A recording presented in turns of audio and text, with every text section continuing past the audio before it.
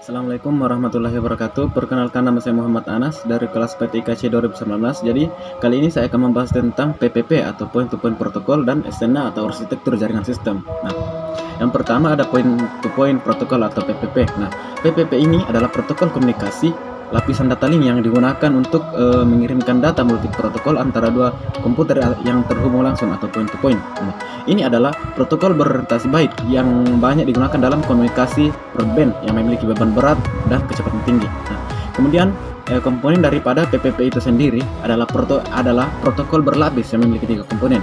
Yang pertama ada komponen ekapsulasi. Nah, ini mengekapsulasi datagram sehingga dapat dikirim melalui lapisan fisik yang ditentukan.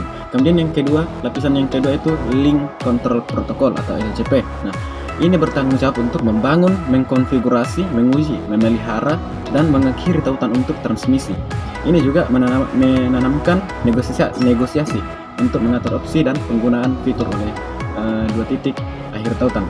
Kemudian komponen yang ketiga ada Authentication Protocols atau AP.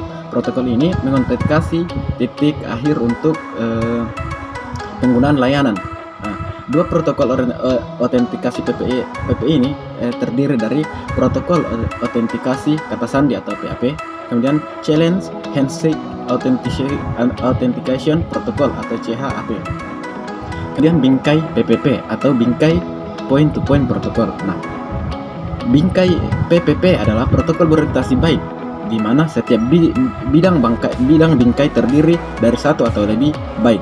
Bidang kerangka PPP itu terdiri dari yang pertama itu ada bendera. Nah, satu byte yang menandai awal dan akhir bingkai.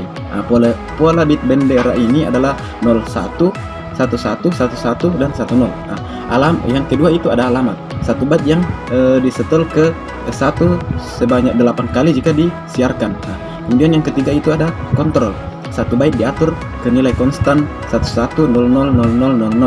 Kemudian ada protokol, 1 atau 2 byte yang menentukan jenis data yang ada di kolom payload. Kemudian yang terakhir itu ada payload. Nah, ini membawa data dari lapisan jaringan. Panjang maksimal bidang muatan adalah 1500 byte. Namun ini dapat dinegosiasikan antara titik akhir komunikasi.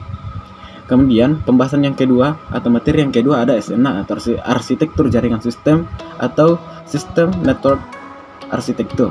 Nah, SNA adalah singkatan dari arsitektur jaringan sistem atau System Network Architecture. Nah, adalah seperangkat standar dan protokol jaringan mainframe IBM yang diperkenalkan pada tahun 1974.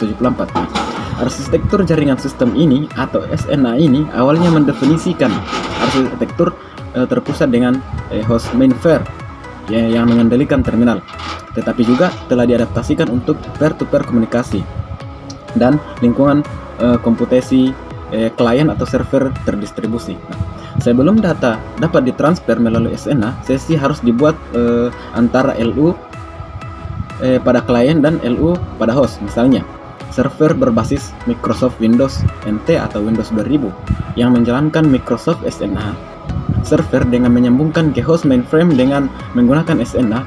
SNA server menyediakan konektivitas antara lingkungan Windows dan SNA dengan menyediakan gateway SNA yang berjalan pada server berbasis Windows NT atau Windows 2000. Nah, kalian kemudian dapat terhubung ke host mainframe SNA dengan melalui gateway server SNA. Sekian materi dari saya, kurang lebihnya mohon dimaafkan. Semoga dapat bermanfaat bagi kita semua. Assalamualaikum warahmatullahi wabarakatuh.